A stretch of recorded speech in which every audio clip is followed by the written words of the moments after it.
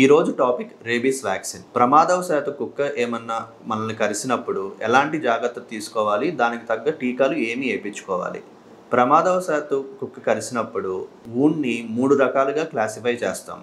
Category 1, category 2, category 3.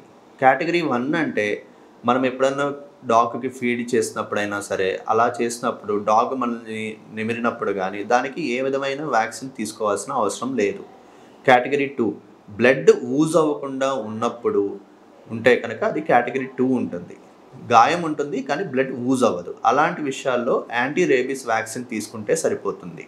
Category 3 అందుట్లో blood ooze అవుతున్నా అలాంటి విషయాల్లో అప్పుడు లోకల్ సోప్తో కానీ రన్నింగ్ ట్యాప్ వాటర్తో కానీ మనం వూండ్ని వాష్ చేసుకొని రేబీస్ వ్యాక్సిన్ ప్లస్ ఇమ్యునోగ్లోబులిన్ 2 తీసుకోవాల్సి ఉంటుంది.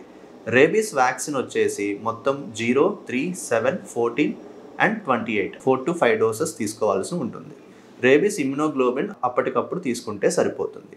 రేబీస్ ఇమ్యునోగ్లోబులిన్ 12 to 24 hours లోపు తీసుకుంటే మంచిది. Thank you.